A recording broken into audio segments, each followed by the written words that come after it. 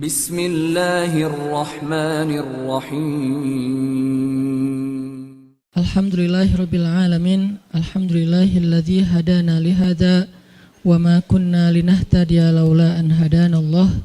Asyhadu an la ilaha illallah wahdahu la syarikalah wa asyhadu anna Muhammadan abduhu wa rasuluhu la nabiyya ba'dah. Allahumma salli wa sallim wa barik ala sayyidina wa habibina wa azimina Muhammad wa ala alihi wa sahbihi wa man tabi'ahu ila yaumil qiyamah. Rabbi syrah li sadri wa yassir li amri wa hlul 'uqdatan min lisani yafqahu qawli. Qala Allah ta'ala fil Qur'anil Karim, a'udzu billahi minasy syaithanir rajim. Bismillahirrahmanirrahim. Wa kullan naqussu 'alaika min anba'ir rusuli ma nuthabbitu bihi fu'adak wa ja'aka fi hadhil haqqu wa maw'izatun wa dhikra lil mu'minin.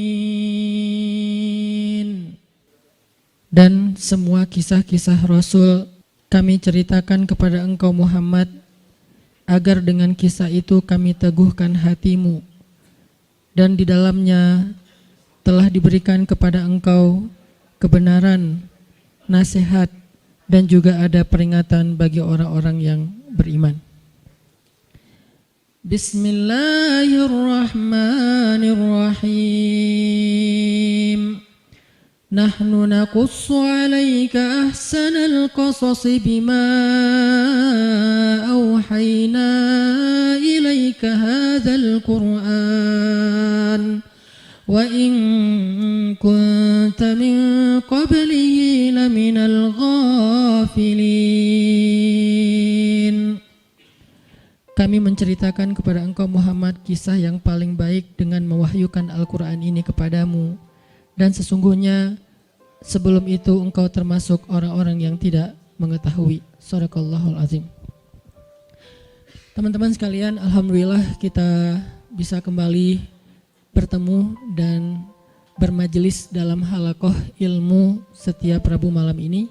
Dan di akhir tahun ini kita memulai satu halaqah baru dalam kajian sharing Rabu malam, yaitu halaqah Darsus Sirah atau mempelajari sirah nabawiyah. Kita coba untuk mendalami kisah-kisah atau cerita dan sejarah dari kehidupan orang yang paling mulia, yang paling agung, yang rasa-rasanya nggak ada yang lebih pantas untuk kita pelajari kehidupannya dan kita kenal sosoknya daripada Muhammad Rasulullah SAW. Sampai targetnya apa? Sampai kita bisa mengenal Nabi lebih daripada kita mengenal keluarga kita. Itu baru kita disebut dengan orang yang mencintai Nabi. Jadi kalau kita bilang mencintai Nabi tapi kita nggak terlalu kenal Nabi, cuman tahu namanya dan tahu sepenggal dua penggal kisah yang nggak terlalu jelas tentang beliau, kayaknya ucapan kita itu belum terbukti. Karena orang yang mengenal seseorang baru disebut mengenal kalau dia tahu betul tentang cerita orang itu. Misalnya kita mengatakan saya kenal fulan, saya sahabatnya fulan, apalagi sampai mengatakan saya mencintai fulan.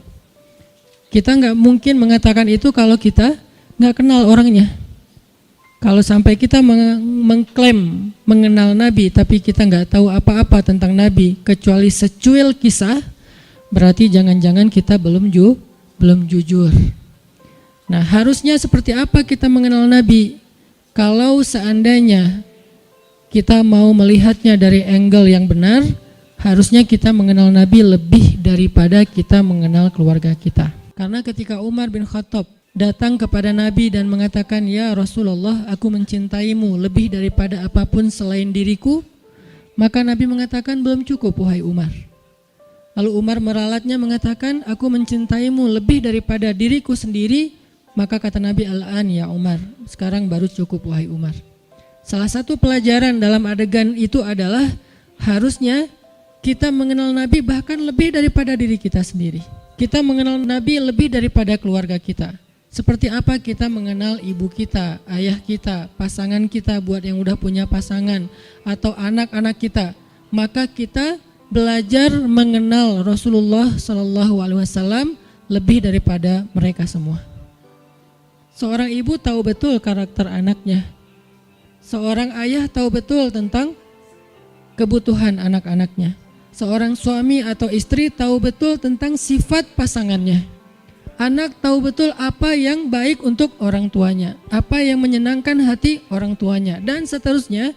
Maka harusnya kita lebih tahu betul tentang Nabi daripada keluarga kita. Ini salah satu goalsnya, sampai kita bisa mengenal Nabi lebih daripada keluarga kita sendiri. Dan ini bukan hanya buat teman-teman di sini, tapi juga buat saya pribadi. Sambil saya menyampaikan, karena ini bukan dari saya hanya menerjemahkan bacaan dan wawasan yang saya dapatkan, baik ketika dulu masih belajar di Al-Azhar maupun sampai sekarang karena jadi murid itu seumur hidup terus belajar ke dalam bahasa yang mungkin mudah-mudahan bisa lebih mudah kita fahami tentang sirah Nabi. Sehingga kita sama-sama nanti satu saat makin lama makin kenal dengan Nabi, makin tahu tentang Nabi sampai bukan hanya yang zahirnya. Karena seperti yang saya pernah sampaikan, sunnah Nabi itu ada 3. Hanya dari 3 ini mungkin 2 sering dibahas, tapi yang ketiganya jarang dibahas. Ada sunnah surah penampilan Nabi. Sebagian dari penampilan Nabi hukumnya wajib diikuti, sebagian yang lain hukumnya sunnah diikuti. Artinya penampilan Nabi itu banyak dibahas tentang jenggotnya, tentang sorbannya, tentang jubahnya, tentang sendalnya, dan seterusnya. Kemudian yang kedua sirah perbuatan Nabi. Kehidupan Nabi secara zahir. Cara tidur Nabi, cara berdiri Nabi, cara jalan Nabi, sikap Nabi, marah Nabi, dan seterusnya. Sirah aktivitas Nabi, termasuk jihadnya Nabi, dakwahnya Nabi, kehidupan pribadi beliau, kehidupan keluarganya, kehidupan masjidnya, kehidupan tetangganya, kehidupan masyarakatnya, dan seterusnya. Sirah itu banyak dibahas dan sekarang pun kita sedang membahas itu. Tapi ada satu hal yang jarang dibahas, sarirahnya Nabi. Jadi ada surah, ada sirah, ada sarirah, perasaan Nabi. Apa yang membuat Nabi bahagia, apa yang membuat Nabi sedih, apa yang membuat Nabi berkenan, apa yang membuat Nabi gak suka, apa yang membuat Nabi sakit hati, apa yang membuat Nabi berkesan di dalam hatinya, gimana Nabi memaafkan kesalahan orang lain, apa yang membuat Nabi malu, apa yang membuat Nabi marah. Semua itu masuk dalam kategori sarirah. Gimana Nabi orangnya sangat menjaga perasaan sehingga paling gak suka menyinggung orang lain atau memberatkan orang lain, membebankan orang lain. Itu namanya sarirah. Kita sampai kalau bisa mengenal sarirahnya Nabi, bukan hanya surah dan sirah, tapi sampai sarirah. Karena kalau kita gak belajar sarirah Nabi, kita hanya belajar kulitnya, yaitu yang tampak saja. Jangan-jangan semakin kita mengetahui sunnah Nabi, semakin kita jadi bikin orang gak nyaman. Semakin galak, semakin eksklusif, bahkan jangan-jangan gak sengaja kita semakin merasa paling benar. Padahal Nabi SAW sendiri dengan sarirah beliau adalah orang yang paling menyenangkan. Gimana Nabi jadi orang yang paling menyenangkan? Itu sarirah, bukan sirah, bukan surah. Nabi menyenangkan bukan hanya karena beliau ganteng, itu udah pastilah. Tapi banyak orang ganteng tapi nyebelin ya. Ada orang, yanya kenceng di belakang. Ada cewek makin cantik, makin bikin kita kayak gak nyaman gitu. Kenapa gak nyaman? Karena mungkin kecantikan dia itu jadi fitnah, kecantikan itu bikin dia jadi jutek atau apa. Ada orang secara fisiknya hampir bisa dibilang sempurna, dia fisiknya keren, tapi karena sarirahnya, mentalnya, perasaannya itu enggak humble sama orang lain, akhirnya kita juga enggak nyaman bareng dia. Makanya ada orang memilih pasangan walaupun yang tampak duluan itu fisik, tetapi kadang-kadang ada orang yang kayaknya pasangannya biasa banget, tapi dia kayak happy banget sama orang itu. Kenapa? Karena cocok secara karakter. Nah, artinya mungkin kita wawasan tentang Nabi itu bagus, surahnya kita mencontohkan Nabi itu hampir sempurna, karena nggak ada yang sesempurna Nabi pastinya. Cuman kok nggak bisa bikin orang nyaman? Jangan-jangan kita tahu banget surah, belajar banyak sirah, tapi hampir kurang aware tentang sarirahnya Nabi, perasaan Nabi. Ada hadis, ketika Nabi menyampaikan hadis itu nyaman didengar. Ketika kita yang ngomongin hadis yang sama, kok jadi bikin orang nggak suka, jadi bikin orang sedih gitu. Jangan-jangan bukan teks hadisnya. Hadisnya sahih, bahkan mutawatir, Bukhari, Muslim. Tapi hadis yang sahih itu ketika Nabi yang menyampaikan, orang nyaman. Ketika kita yang menyampaikan, orang malah sedih. Berarti ada sarirah yang kelewat, yang miss, yang kita nggak mem-packaging, membungkus teks tadi ketika kita menyampaikan kepada orang lain. Nah, kita pengen belajar kehidupan Nabi itu bukan hanya yang tampak, tetapi kita pengen mendalami dari sisi-sisi sarirahnya. Nanti yang akan teman-teman dengarkan dari kajian sirah ini, mungkin hal-hal yang teman-teman udah pernah dengar dari yang lain. Karena kajian sirah itu banyak ustadz-ustadz yang menyampaikan. Apalagi kalau teman-teman ngerti bahasa Arab, buka di YouTube dicarinya pakai bahasa Arab, itu akan lebih dahsyat lagi. Cuman kenapa kok tetap perlu mendengar? Mungkin kalau pelajarannya sama, refresh, recharging iman. Kalau enggak, maka pasti ada angle yang berbeda. Objeknya sama, kejadiannya sama, peristiwanya sama, tapi ibrahnya berbeda. Kenapa ibrahnya berbeda? Karena interpretasi dan sudut pandang berbeda. Kok bisa kayak gitu? Karena semua tentang Nabi itu adalah mutiara. Dilihat dari mana aja bercahaya. Ada yang cahayanya dari sebelah sini. Wah, saya lihat dari sini ada ibrah, pelajaran penting, petunjuk hidup. Kata yang lain, dari sebelah sini juga ada petunjuk, banyak.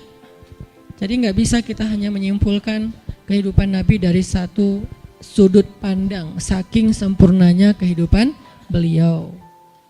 Nggak ada syubhatnya. Kalau ada yang nggak kita ngerti, bukan syubhat. Syubhat itu apa? Hal-hal yang meragukan, yang nggak penting, yang sia-sia itu nggak ada dalam kehidupan beliau. Dari sejak beliau dalam kandungan, bukan hanya dari sejak dapat wahyu, dari sejak dalam kandungan itu udah jadi ibrah, pelajaran yang luar biasa tentang sosok beliau. Makanya saya pikir udah waktunya kita untuk nambah menu dalam kajian Rabu malam kita yang udah berjalan lebih dari 5 tahun. Sebetulnya kajian Rabu malam ini udah berjalan lebih dari 10 tahun teman-teman. Karena sebelum ada Pemuda Hijrah, Rabu malam udah ada kajian saya di Masjid Al-Latif. Cuman dulu kajiannya yang hadir paling 15 orang, 20 orang. Kalau Persib lagi main libur ya. Alhamdulillah kemudian dengan adanya Pemuda Hijrah kita kerja dakwah bareng-bareng jadi rame, kemudian jadi berkembang. Artinya dulu tuh kajian kita tuh udah sempat masuk ke level apa, kemudian kita coba lightkan lagi supaya semua orang bisa nyaman dengan bahasa-bahasa taklim. Dulu udah agak bold tuh, makanya saya bilang dulu kajian kita tuh membahas tentang rijal, para tokoh-tokoh kesatria Islam. Saya pernah bahas Ikrimah anaknya Abu Jahal, seberapa kerennya Ikrimah. Saya bahas juga tentang kisahnya Imam Hasan Al-Basri, Ibnul Musayyib, Umar bin Abdul Aziz, sampai yang terakhir sebelum datangnya Pemuda Hijrah kita membahas Nuruddin Zinki. Dulu tuh udah sampai ke pembahasan rijal, tokoh-tokoh Islam. Tapi karena kebutuhan dakwah dengan segmen yang lebih luas, kita pakai menu yang lebih light lagi. Sekarang cengeknya dikurangin, ya. Jadi light, jadi semua orang bisa makan, anak kecil juga bisa makan nasi gorengnya. Tapi itu udah berjalan 5 tahun. Sekarang saatnya pakai tambahan cengek, lebih lada dikit. Supaya apa? Supaya lebih nikmat, supaya lebih kerasa. Nah ini kita tambahin dengan sirah. Saya pikir semua teman-teman yang hadir di sini adalah orang-orang yang udah lama ngaji, udah rajin ngaji, udah ngejar taklim. Yuk belajar sirah sama-sama sampai kita mengenal sosok Nabi seperti kita mengenal keluarga kita.